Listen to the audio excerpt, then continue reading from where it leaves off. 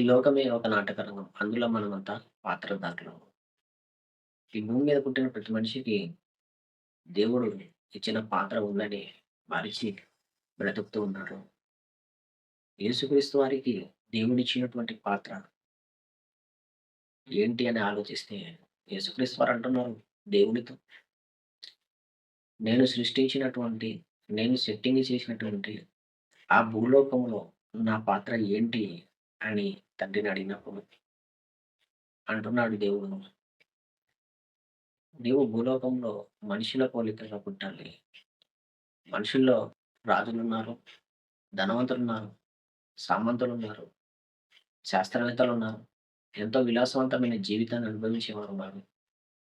కానీ అలాంటిది కాదు నీ యొక్క జన్మ. మరి ఏంటి? ఎలా అని అంటే, నువ్వు దాసుడుగా నిన్ను నువ్వు రిక్తునిగా చేసుకోవాలి. ఏమీ లేనివాడిగా చేసుకోవాలి. నువ్వు నువ్వు తగ్గించుకోవాలి. శిలువ మరణం పొందాలి. అందుకే నువ్వు ఆ లోకానికి వెళ్ళాలి." అంటే ఇలాంటి దయనీయమైన, కఠినమైన పాత్రను దేవుడు యేసుక్రీస్తు వారికి ఇచ్చాడు. మరి ఎలా వెళ్ళాలి తండ్రి ఆ లోకానికంటే, నువ్వు ఆత్మగా ఉన్నావు గనక, ఆ లోకానికి వెళ్ళాలంటే నువ్వు మేకప్ వేసుకోవాలి. శరీరాన్ని అమర్చుకోవాలి. నేనే అమరుస్తాను తల్లి గర్భంలోని అంటున్నాడు దేవుడు. అంటే ఈ భూమి మీద పుట్టినటువంటి ప్రతి మనిషి తల్లి గర్భంలో స్త్రీలుగా, పురుషులుగా మేకప్ వేసుకొని ఈ లోకంలో ప్రవేశిస్తున్నారు. ఎందుకు? దేవుడిచ్చిన పాత్రను నెరవేర్చడానికి. యేసుక్రీస్తు వారి శిలువ మరణం పొందడానికి డూపును వాడలేదు. డూపును వాడలేదు. ఈ లోకంలో సినిమాల్లో నటించే వాళ్ళు ఫైట్ సీన్స్, కొన్ని స్టంట్లు చేయడానికి డూపులు పెట్టుకుంటారు. కానీ దేవుడిచ్చిన పాత్రలు నెరవేర్చడానికి యేసుక్రీస్తు వారు డూపును వాడలేదు. తనే స్వయంగా ఆ యొక్క శిలువ శిక్షను పొందాడు. షూటింగ్ అయిపోగానే మేకప్ తీసివేసి, కాస్ట్యూమ్స్ తీసివేసి ఎలాగైతే వెళ్ళిపోతావో, అలాగే దేవుడు నీకిచ్చిన టైం అయిపోగానే, కాలం ముగియగానే నీవు కూడా ఈ మేకప్ తీసివేసి వెళ్ళిపోవాలి. పనుందని దేవుడు దేహాన్నిచ్చాడు. పనైపోగానే రూపాన్ని చెరిపివేస్తున్నాడు దేవుడు. నీకు, నాకు దేవుడిచ్చినటువంటి ఈ పాత్ర ఇప్పటిది కాదు.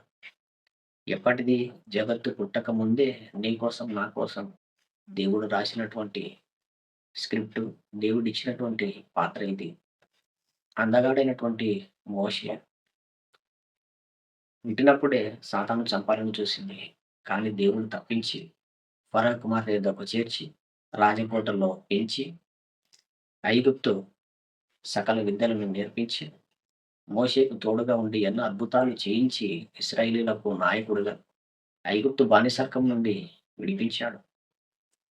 430 సంవత్సరాలు ఈజిప్ట్ బానిసత్వంలో ఉన్నటువంటి ఇశ్రాయేలును విడిపించటానికి, వారి కన్నీటి ప్రార్థనలు విన్నటువంటి దేవుడు వారిని విమోచించాలని జగత్తు పుట్టకముందే దేవుడు మోషేని నాయకుడిగా ఎన్నుకున్నాడు. అది మోషేకు దేవుడిచ్చిన స్క్రిప్ట్. మోషేని పెంచిన తల్లి ఫరో కుమార్తె వచ్చి, "ఒక్కసారి నన్ను అమ్మ అని పిలిచు. ఈ రాజ్యము, రాజ్య సింహాసనము, ఐగుప్తు ధనమంతా నీదే, పనివారంతా కూడా నీవారే, ఈ వైభవమంతా నీకే" అని అన్నది తల్లి. ఫరో కుమార్తెను అమ్మ అని పిలవడానికి మోషే ఒప్పుకోలేదు. ఎందుకు? స్క్రిప్ట్ అర్థమైపోయింది మోషేకి. నా పాత్ర ముగియగానే నేను స్టేజ్ దిగి వెళ్ళిపోవాలి.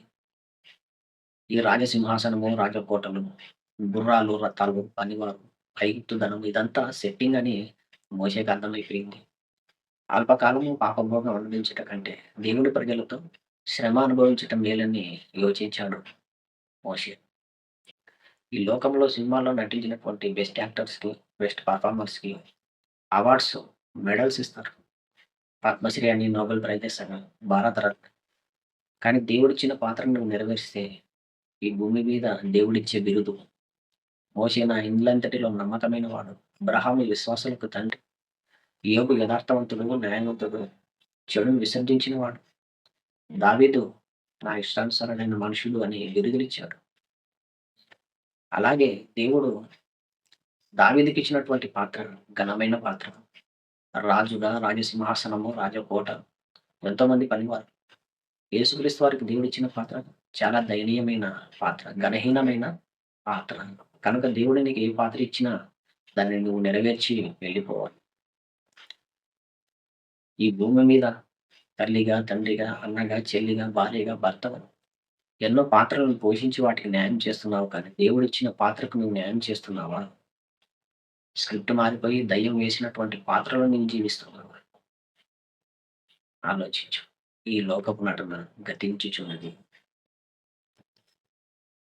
రాజకోటలు, సింహాసనాలు, గుర్రాలు, రథాలు, భార్య, పిల్లలు, పనివారు ఇవేమి లేవు యేసుక్రీస్తు వారికి. అలాంటి కఠినమైన పాత్రను ఇచ్చారు. శిలువ మరణం పొందే పాత్ర యేసుక్రీస్తు వారికి. మనమైతే ఆ పాత్ర మాకొద్దు అనంటాం. కానీ యేసుక్రీస్తు వారు ఆ పాత్రను పోషించడానికి మన కోసం ఈ లోకంలోనికి రంగప్రవేశం చేశారు. ఆ పాత్రను నెరవేర్చి మరలా దేవుడున్న చోటికి పరలోకానికి వెళ్ళిపోయారు. మనం కూడా దేవుడిచ్చినటువంటి పాత్రను నెరవేర్చి దేవుడున్న లోకానికి చేరుకోవాలి.